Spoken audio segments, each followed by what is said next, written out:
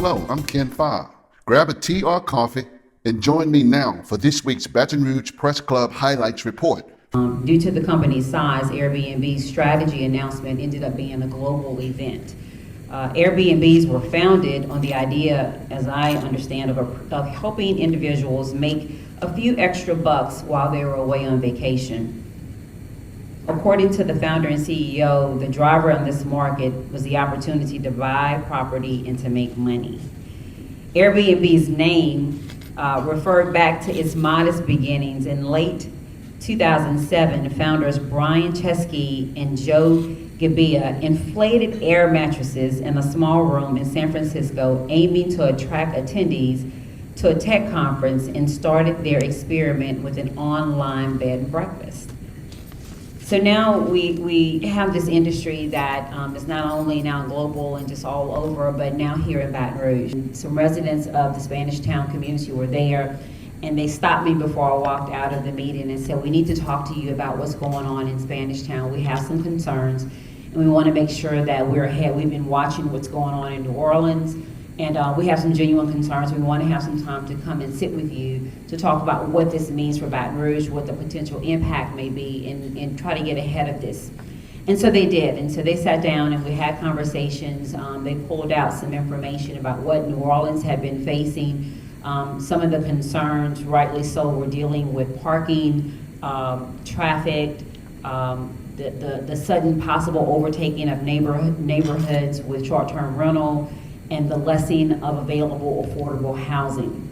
And so those were some legitimate concerns, and we sat down and we had discussions. And one of the things they told me when they walked in is said, "We want to make you understand we're not against this industry. We recognize that this is an industry that's here and it's a new growing economy. However, we do want to make sure that the character, the integrity, the things that we've grown to love and enjoy in our communities are preserved, and that's why we're here." And I appreciated that much so.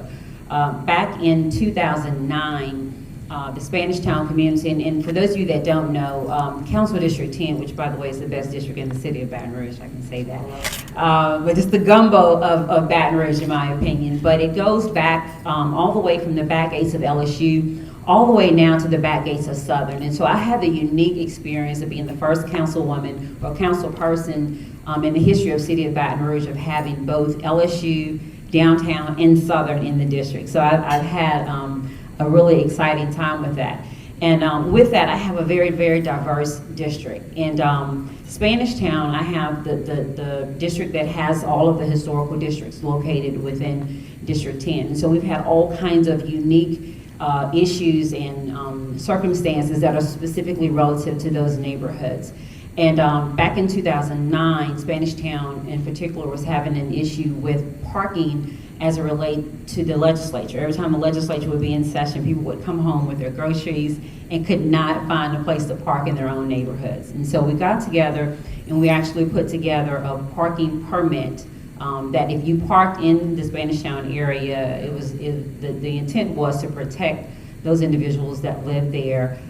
You had to have a parking permit. And so we did that back in 2009, and it's been there ever since. One of the things that we found more recently, because of the attractiveness, is sort of the double-edged sword with our historical neighborhoods. They're really great places to be, and everybody wants to be there. They're really great places to be, and everybody wants to be there.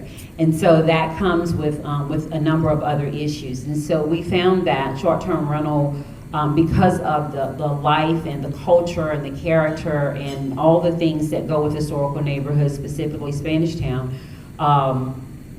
they found themselves being sort of the neighborhood that everybody wanted to be in. And so once I met with the residents that came to me that said they wanted to talk, I got a phone call from the Airbnb representatives here in the city. And I said, "Hey, we want to be at the table. We have some experience about what has happened in New Orleans.